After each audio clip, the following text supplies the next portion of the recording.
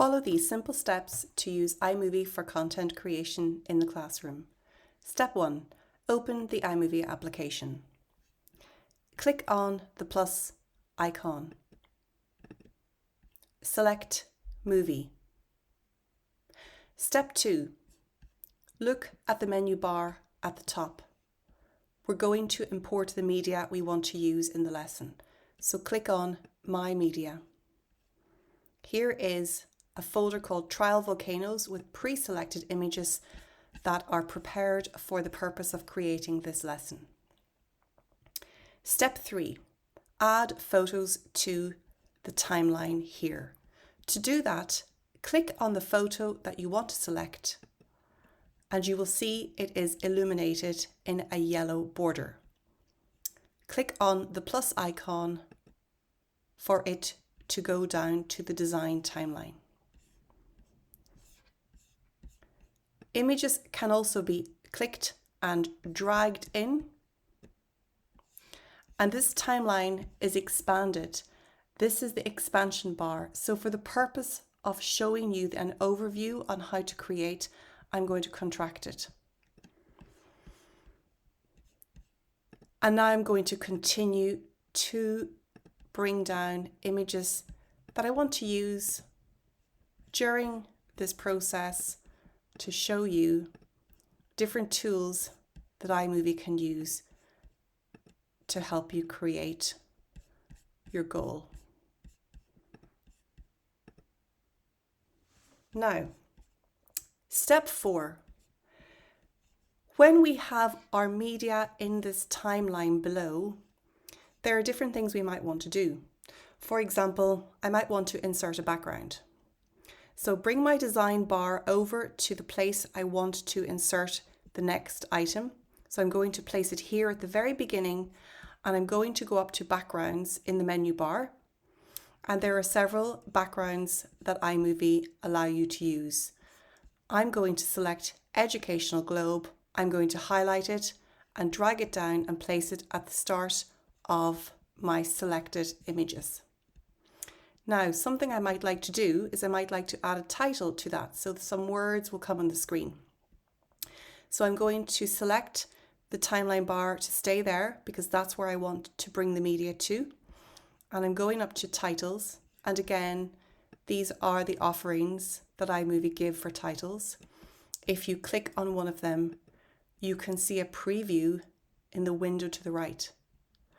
For the purpose of this lesson, I would like to choose drifting. So I have selected it and I'm going to drag it down and place it right on top of the background that I selected.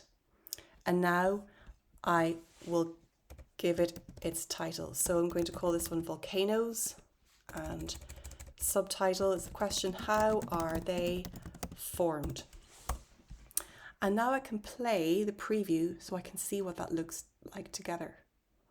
Okay, so what I would like to do is I would like to make that title and that background a little bit longer so that the viewer has a bit more time to see the context and to read the question. So again, click on the item we want to make longer and bring the bar right over to the edge when you can see the expanding arrows, and stretch it just a little bit and you can see the time expanding as well. So now it's gone from 4 seconds. Let's say we bring it to 5 seconds. And then I might do the same with the title. So the title stays on it for the duration. And again, I can play that back.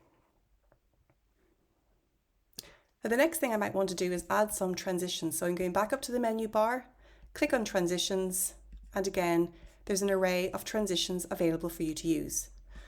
Again, we can see them if we click on them in the preview bar, and I'm going to use cross dissolve because I would like to use that. And I'm going to use cross dissolve for all of the items that are within the same section for continuity. Then when we break into a separate section here, I might change it up by using mosaic. And now I'm going to play that back to preview it and see what that looks like. Okay. The last thing I might wish to do is I might wish to split a video. So for example, I'm going to take this final piece and it's too long, or maybe the audio might be too long, what I can do is highlight it, double click, split the clip, and I can separate them, or for example, I could delete the second part. Okay, step 5, we're going to add some audio to this video. So I'm going back up to the menu bar, clicking on audio, and I'm going to add this motivational music that I have selected for this lesson, and I'm going to play it underneath, bring my timeline bar back and play so that I can hear that. Okay, that's great. Now I might like to put a voiceover so that I'm reading the title at the beginning as well. And to do that, I bring my timeline bar back and I put it in place by clicking on it. I highlight voice and I'm going to record the voiceover.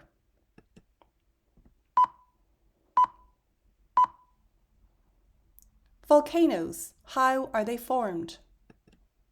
And then I click done, and that will put my voiceover into the movie too, and then I can play it back and listen to it. Volcanoes, how are they formed? And finally, when we've played it back and we're happy, we can export the file, and there I can give it its name, and I can select where I'm going to save it. And that's it.